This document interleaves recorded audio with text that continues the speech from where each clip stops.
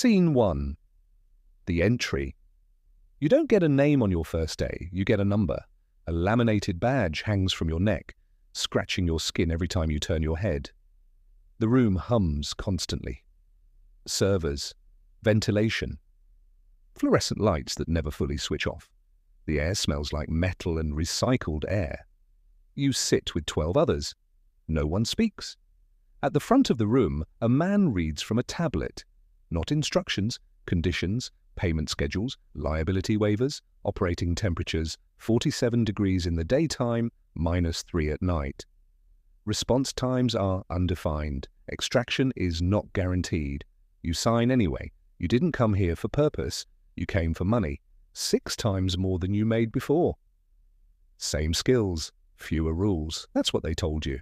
They never mentioned the silence. Scene 2. The shock.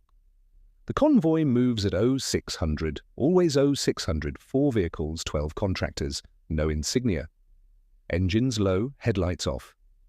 You watch the road through dust-covered glass, counting kilometers by instinct, because GPS access is restricted to command. At kilometer 38, it happens.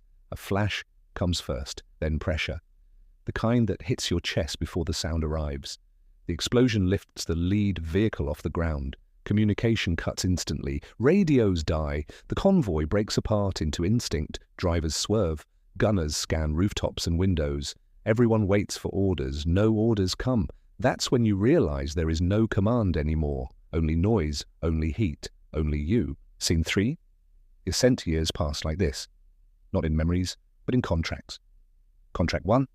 Perimeter security. Low risk. 90 days. Contract 3. Escort operations through contested zones. Medium risk. 180 days. Contract 7. Direct action support. High risk. 45 days. Bonus included. Promotions are procedural. No ceremony, no recognition. Just a message on a screen telling you that you've been reassigned. Your pay increases by 18%. Your exposure doubles. You learn the hierarchy without anyone explaining it. Level 1 waits for instructions. Level 2 anticipates them. Level 3 executes without asking. Level 4 replaces failure.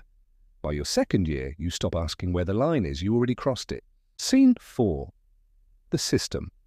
The system doesn't reward bravery. It rewards completion. Every task has a number. Every number has a deadline. Eventually, you start measuring your life the same way. 7 minutes to clear a building. 3 seconds to decide whether a shadow is a threat. 2 hours of sleep in a 36-hour window. You file reports no one reads, but everyone requires. Incident logs, ammunition counts. Casualty estimates reduced to numbers.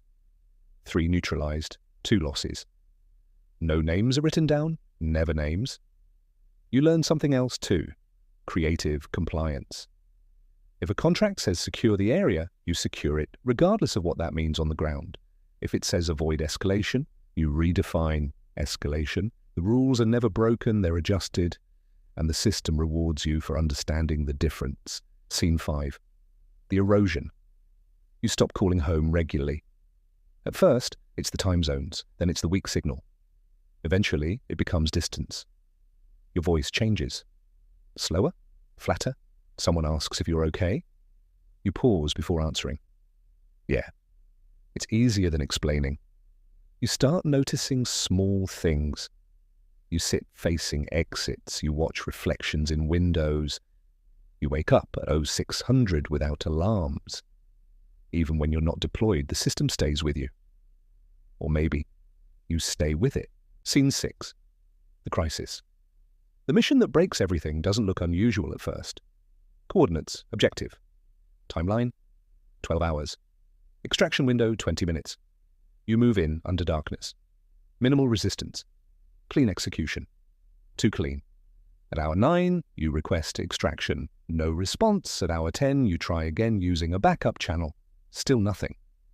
At hour 11, a message finally arrives, not from command, from legal, support withdrawn, contract conditions updated. Proceed at your discretion. You read the message twice, then it becomes clear. You are no longer an asset. You are a liability. Scene 7.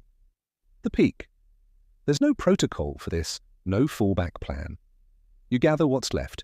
2 magazines, One vehicle with half a tank, an outdated map. You move away from visibility instead of toward extraction. Dirt roads, abandoned routes, empty terrain. You calculate everything. Distance versus fuel, exposure versus speed.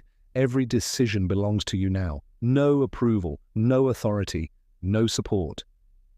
For the first time in years, you are outside the system, and it feels wrong.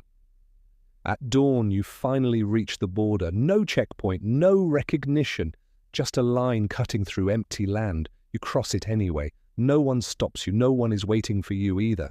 Scene 8, the echo. Weeks later, you sit in another room. Cleaner, quieter. A man reviews your file. What's left of it? There's no record of that operation. You don't argue. He slides a document across the table. Settlement, non-disclosure, termination of services. The number at the bottom is smaller this time. You sign anyway. Later, you try to explain what happened. To someone, to anyone, but the words never feel real enough. How do you describe a system that erases you the moment you stop being useful? How do you prove something happened when every official record says it didn't? Eventually, you stop trying. Scene 9. The cycle years pass. You still wake up at 0600 out of habit. The room is quiet now. No humming servers, no engines, just silence. You sit with it. Somewhere else, another room fills with new contractors, new numbers, new signatures, fresh contract. They hear the same promises you once heard. Same skills, fewer rules. They don't hear the silence yet, but eventually they will. The system doesn't need memory. It doesn't need names. It only needs replacements. And it already has them.